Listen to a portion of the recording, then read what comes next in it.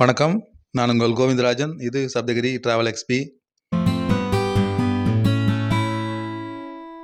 TTD Tirumala Tirupati தேவஸ்தானத்தில் வைகுண்ட ஏகாதசிக்காக ரொம்ப சிறப்பான ஏற்பாடுகள் நடந்துகிட்டு இருக்கு. இதற்காகவே தனியாக தரிசனம் புக்கிங்ஸு, அக்காமடேஷன் புக்கிங்ஸு எல்லாமே தனியாகவே இதற்குன்னு அறிவித்து அதற்கான ஏற்பாடுகள்லாம் பண்ணியிருக்காங்க.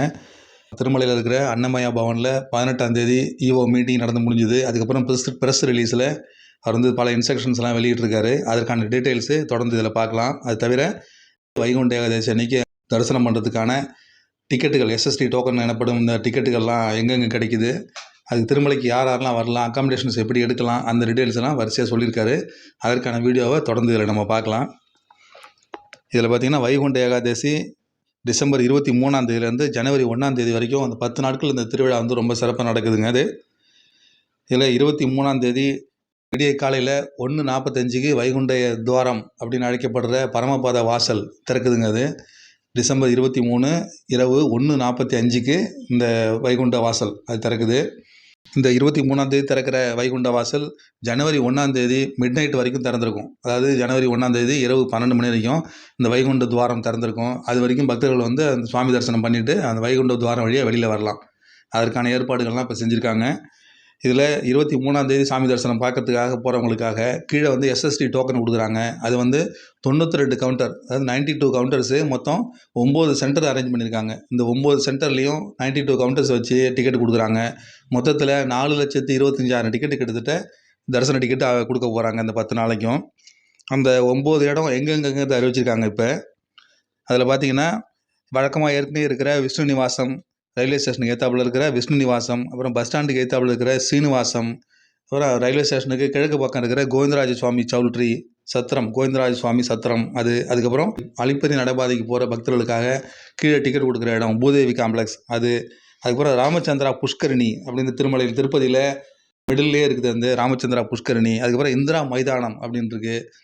அதுக்கப்புறம் ஜீவகோணா ஹைஸ்கூல். இந்த 3 இடமும் நம்ம சாதாரண பக்தர்கள் எல்லாருக்கும் தெரியாத இடம். அது நீங்கள் கூகுள் மேப்பில் நம்ம போட்டு பார்த்தீங்கன்னா தெரியும். ராமச்சந்திரா புஷ்கரணி, இந்திரா மைதானம், அப்புறம் ஜீவகோணா ஹைஸ்கூல், இந்த 3 இடத்துலையும் கொடுக்குறாங்க. அது தவிர ராமன் நாயுடு ஸ்கூலு பைராகிப்பேட்டையில் இருக்கிறது. அதுக்கப்புறம் இசட்பி ஸ்கூலின் எம்ஆர் பள்ளி, இந்த இடமும் கிடைக்குதுங்க. இந்த மாதிரி 9 இடத்துல டிக்கெட் கவுண்டர் வச்சு 92 கவுண்டர் வச்சு டிக்கெட் கொடுக்க போகிறாங்க. எல்லாருக்கும் பார்த்திங்கன்னா 22ஆம் தேதி மத்தியானம் 2 மணிக்கு இந்த கவுண்டர்லாம் ஓப்பன் பண்ணுறாங்க. அதுக்கப்புறம் அங்கே போய் டிக்கெட்டை வாங்கிக்கிட்டு அதுக்கப்புறம் மேலே ஏறி போகலாம். அப்படி தான் அதை பிளான் பண்ணியிருக்காங்க. அதனால் இங்கேருந்து போகிற பக்தர்கள் 22ஆம் தேதி மத்தியானம் அந்த கவுண்டர்லாம் திறக்கிறதுனால அதுக்கு தகுந்த மாதிரி பிளான் பண்ணிங்க. திருமலைக்கு இந்த வைகுண்ட ஏகாதசி டிக்கெட் வாங்கின பக்தர்கள் தவிர மற்ற பக்தர்களும் தாராளமாக வரலான்னு சொல்லியிருக்காங்க. ஆனால் சுவாமி தரிசனத்தில் நீங்கள் கலந்துக்க முடியாதுன்னு சொல்லியிருக்காங்க. 4 வழிகள் தான் சுவாமி தரிசனம். ஒன்று எஸ்எஸ்டி டோக்கன் கீழே வாங்கிக்கிட்டு மேலே போய் சுவாமி தரிசனம் பார்க்கலாம், வைகுண்ட துவாரம் வழியாக வெளியில் வரலாம். அதுக்கு அடுத்தது பார்த்திங்கன்னா ஏற்கனவே இஷ்யூ பண்ண 300 ரூபா சிறப்பு வழி தரிசனம், அதற்கான டிக்கெட் இருந்தால் தான் போகலாம். அப்படி இல்லைன்னா விஐபி பிரேக் தர்ஷன் 10,000 ரூபா டிக்கெட்டு, அதன் மூலமாக டிக்கெட் வாங்கியிருந்தீங்கன்னா போகலாம். அப்படி இல்லைன்னா டோனர்ஸ் ஆல்ரெடி டோனர் பண்ணிவிட்டு அதுக்கான டிக்கெட் அவங்க புக் பண்ணியிருந்தாங்கன்னா அவங்க போகலாம். இந்த 4 வழியில் மட்டும்தாங்க நீங்கள் டிக்கெட் வாங்கியிருந்தால் நீங்கள் சாமி தரிசனம் பார்க்குறதுக்கு மேலே போகலாம். அப்படி இல்லாமல் டிக்கெட்டே வாங்காமல் மேலே போகிறதுக்கான வழிகள் கிடையாது. மேலே நீங்கள் போகலாம், சுவாமி தரிசனம் பண்ணுறதுக்கான வழிகள் கிடையாது. நடந்து போனாலும் சரி தான், அலிப்பதி நடைபாதை வழியாக போனாலும் சரி தான், ஸ்ரீவாரிமட்டு வழியாக நடந்து போனாலும் எந்த டிக்கெட்டும் கொடுக்க மாட்டாங்க. திவ்ய தர்ஷன் டிக்கெட் இந்த 10 நாளைக்கு கிடையாது. இந்த வழியில் இந்த எஸ்எஸ்டி டோக்கன் கீழே நீங்கள் வாங்கிட்டு மேலே போனால் மட்டும்தான் சாமி தரிசனம் பார்க்கலாம். அதனால் நீங்கள் இது இல்லாமல் நேரடியாக போகணுன்னு பார்த்தீங்கன்னா அங்கே சுவாமி தரிசனம் பண்ண முடியாது. அங்கே போய் மற்ற இடங்கள்லாம் சுற்றி பார்க்கலாம். ராமர் பாதம், பாபவிநாசனம், ஆகாசகங்கா, மற்ற இடங்கள்லாம் சுற்றி பார்க்கலாம். ஆனால் பெருமாளை போய் தரிசனம் பண்ண முடியாதுங்க. வைகுண்ட துவாரம் வழியாக நீங்கள் வெளில போகிறதுக்கான வழி இதில் கிடையாது. முக்கியமான விஷயம் அதுதான். அதுக்கடுத்தது பார்த்திங்கன்னா அக்காமடேஷன்.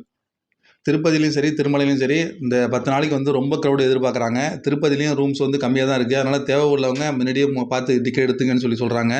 அப்போ அது இல்லாமல் திருமலையில் அக்காமடேஷன் ஏற்கனவே புக் பண்ணியிருந்தாலும் எப்படி கொடுக்குறாங்கன்னா, நீங்கள் ஆஃப்லைன் அக்காமடேஷன் நேராக போய் டிக்கெட் எடுக்கும்பொழுது உங்கள்கிட்ட டிக்கெட் இருந்தால் மட்டும்தான் அங்கே அக்காமடேஷன் கொடுப்பாங்க. எஸ்எஸ்டி டோக்கன் கீழே நீங்கள் டிக்கெட்டை வாங்கிக்கிட்டு நீங்கள் அக்காமடேஷன் போய் எடுத்தால் தான் அவங்களுக்கு அக்காமடேஷன் கிடைக்கும். அந்த மாதிரி நீங்கள் ஆன்லைனில் அக்காமடேஷன் புக் பண்ணலன்னா, நீங்கள் 300 டிக்கெட் வச்சுருந்தாலும் சரி தான், வேறு எந்த டிக்கெட் வச்சுருந்தாலும் ஆஃப்லைனில் நீங்கள் ரூம் புக் பண்ண போனீங்கன்னா அங்கே உங்கள்கிட்ட டிக்கெட்டு காட்ட சொல்லுவாங்க. அது காட்டின பிறகு தான் உங்களுக்கு அக்காமடேஷன் அலாட் பண்ணுவாங்க. இந்த 10 நாளைக்கு இப்படி தாங்க ரூல்ஸு. ஏன்னா ரூம்ஸ் ரொம்ப ரொம்ப கம்மியாக இருக்கிறதுனால நிறைய பக்தர்கள் வருவாங்கன்னு எதிர்பார்க்கறதுனால அக்காமடேஷன் இந்த மாதிரி கண்டிஷன் போட்டிருக்காங்க. அதனால் நார்மலாக போய் அக்காமடேஷன் எடுக்க முடியாதுங்க. இந்த 10 நாளைக்குள்ளார உங்களுக்கு வைகுண்ட ஏகாதசி துவாரம் வழியாக போகிறதுக்கான டிக்கெட் இருந்தால் மட்டும்தான் இந்த 10 நாளில் திருமலையில் அக்காமடேஷன் கிடைக்கும். இல்லைன்னா அது கிடைக்காது. வைகுண்ட ஏகாதசி சொர்க்கவாசல் திறப்பு அப்படின்னு அழைக்கப்படுற பரமபத வாசல் திறப்பு 23ஆம் தேதி மிட் நைட், அதாவது 23ஆம் தேதி காலையில் 1:45க்கு இந்த வைகுண்ட வாசல் திறக்கிறாங்க. அதுலேருந்து ஜனவரி 1ஆம் தேதி இரவு 12 மணிக்கு இந்த வைகுண்ட வாசல் திறந்துருக்கும்.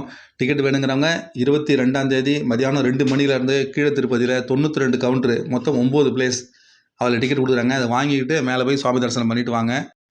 திருப்பதியில் கொடுக்க போகிற இந்த எஸ்எஸ்டி டோக்கன் மொத்தம் 4 லட்சம் டிக்கெட்னு சொல்லியிருக்காங்க. எக்ஸாக்டாக பார்த்தீங்கன்னா 4,23,500 டிக்கெட்டுங்க அது. இந்த டிக்கெட்டை எப்படி கொடுக்க போகிறாங்கன்னு பார்த்தீங்கன்னா 22ஆம் தேதி மத்தியானம் 2 மணிக்கு ஸ்டார்ட் பண்ணுறாங்கன்னு சொல்கிறாங்க. லாஸ்ட் இயர் இப்படி தான் சொல்லியிருந்தாங்க, 2 மணிக்கு தான் டைமிங் சொல்லியிருந்தாங்க. ஆனால் கூட்டம் ஓவர் ஆனதுனால அன்றைக்கி விடிய காலையிலே ஆரம்பிச்சிட்டாங்க. அதே மாதிரி இந்த வருஷமும் கொடுக்கறதுக்கு வாய்ப்பு இருக்குங்க. வர்ற மக்கள் கூட்டத்தை பொறுத்து அது அப்பப்போ மாறிடும். அதுக்கு தகுந்த மாதிரி தான் அங்கே நடந்துக்குவாங்க. ஏன்னா கூட்டத்தை ஒரேடியாக சேர்க்கக்கூடாதுன்ட்டு முன்னாடியே அந்த கூட்டம் வந்ததுன்னா கொடுக்க ஆரம்பிச்சிருவாங்க.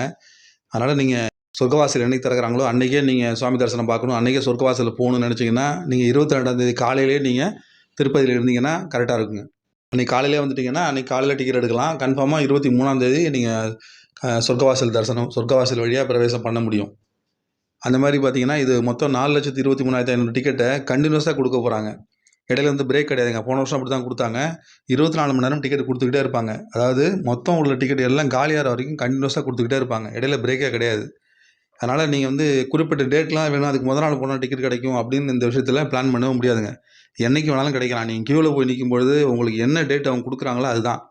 அது 2 நாள் கழிச்சு இருக்கலாம், 3 நாள் கழிச்சு இருக்கலாம், அல்ல அடுத்த நாளும் இருக்கலாம். அது வந்து நம்ம கையில் இல்லைங்க. அது ஏன்னா வர்ற மக்களை பொறுத்து தான் அது. 24 மணி நேரம் கவுண்டர் திறந்தே இருக்கும். வர்ற மக்களுக்கு வந்து கண்டினியூஸாக கொடுத்துக்கிட்டே இருப்பாங்க டிக்கெட்டு. அது 28ஆம் தேதி 30ஆம் தேதியே 4,23,500 டிக்கெட் முடிஞ்சிருச்சுன்னா அதோட கவுண்டர் க்ளோஸ் பண்ணிவிடுவாங்க. அவங்களோட டோட்டல் பக்தர்கள்லேருந்து 10 நாளுக்குள்ளார இவ்வளோ பட்ஜெட் இவ்வளோ பருன்னு சொல்லியிருக்காங்க பாருங்கள், அது ரீச் ஆகிடுச்சுன்னா அதோட இந்த கவுண்டரை க்ளோஸ் பண்ணிவிடுவாங்க. அதனால் அந்த மாதிரி பார்த்துக்குங்க. குறிப்பிட்ட டேட்டு தான் வேணும்னு இந்த விஷயத்தில் கேட்கவே முடியாது. என்னைக்கு கொடுக்குறாங்களோ அன்றைக்கி வாங்கிட்டு போய் சாமி தரிசனம் பார்க்கலாம். அதான் இதில். அது மாதிரி 22ஆம் தேதிக்கு நீங்கள் காலையிலே நீங்கள் அங்கே இருந்தீங்கன்னா சீக்கிரமாக தரிசனம் பார்க்கலாம். 23, 24க்குள்ளார சாமி தரிசனம் பண்ண முடியும். அது மாதிரி இந்த டிக்கெட் கொடுக்குற கவுண்டர்ஸு, இந்த பிளேசஸ்லாம் எங்கே இருக்குதுன்னு பார்த்தீங்கன்னா, நீங்கள் முக்கியமான இடங்கள்லாம் நமக்கு தெரியும். விஷ்ணு நிவாசம், சீனிவாசம், கோவிந்தராஜ சுவாமி சத்திரம், பூதேவி காம்ப்ளெக்ஸ் இதெல்லாம் நமக்கு தெரியும். ரயில்வே ஸ்டேஷன், பஸ் ஸ்டாண்டு இதுக்கு ஏற்றாலும் பார்த்தீங்கன்னா பெரிய பெரிய ஃப்ளெக்ஸ் பேனர் வைக்கிறாங்க, போர்டு வைக்கிறாங்க. அந்த போர்ட்லேயே வந்து அந்த குறிப்பிட்ட இடம் எந்தெந்த இடத்துலாம் டிக்கெட் கிடைக்குங்கிற டீட்டெயில்ஸு, அந்த இடத்துக்கு நேராக அதுக்கான QR கோடும் வைக்கிறாங்க. அந்த கோடை நீங்கள் உங்கள் ஃபோன்லேருந்து நீங்கள் ஸ்கேன் பண்ணிங்கனாலே போதும். அது வந்து அந்த இடத்துக்கான மேப்பை காட்டும். கூகுள் மேப்பில் கரெக்டாக நீங்கள் போய் சேர்ற மாதிரி அது கரெக்டாக காட்டும். அந்த மாதிரிலாம் இப்போ டைரெக்ஷன் கொடுக்க போகிறாங்க. அது தவிர நீங்கள் ரயில்வே ஸ்டேஷன்லையோ இல்லை பஸ் ஸ்டாண்ட்லையோ இறங்குனீங்கன்னா அங்கே இருக்கிற ஆட்டோ டிரைவர்ஸ் மற்ற யார்கிட்ட கேட்டாலும் அவங்க எந்த இடத்துக்கும் கூட அழைச்சிட்டு போயிடுவாங்க. எந்த இடம் ஃப்ரீயாக இருக்குன்னு கூட தெரிஞ்சுக்கிட்டு அங்கே கூட அழைச்சிட்டு போவாங்க அவங்க. அதுக்கு தகுந்த மாதிரி பார்த்துங்க. QR கோடு இருந்தாலே போதும். கரெக்டாக நீங்கள் அந்த இடத்துக்கு போய் சேர்கிற அளவுக்கு பஸ் ஸ்டாண்டு, ரயில்வே ஸ்டேஷன் சென்டர்ஸ்லாம் இருக்குது பாருங்கள். விஷ்ணு நிவாசம், சீனிவாசம் இது வாசல்லையும் அந்த பெரிய பெரிய பேனர் வைக்கிறாங்க. வேறு எந்த டிக்கெட் இல்லாமல் திருமலையில் போய் தரிசனம் பண்ணுறதுக்கான வாய்ப்புகள் கிடையாது. அதனால் அதுக்கு தகுந்த மாதிரி பிளான் பண்ணிவிட்டு நீங்கள் டிக்கெட் எடுத்துக்கிட்டு மேலே போய் நல்லபடியாக சுவாமி தரிசனம் பண்ணிவிட்டு வாங்க. இந்த மாதிரி மறுபடியும் இன்னொரு அப்டேட்ஸோடு உங்களை மீண்டும் சந்திக்கிறேன். நன்றி, வணக்கம்.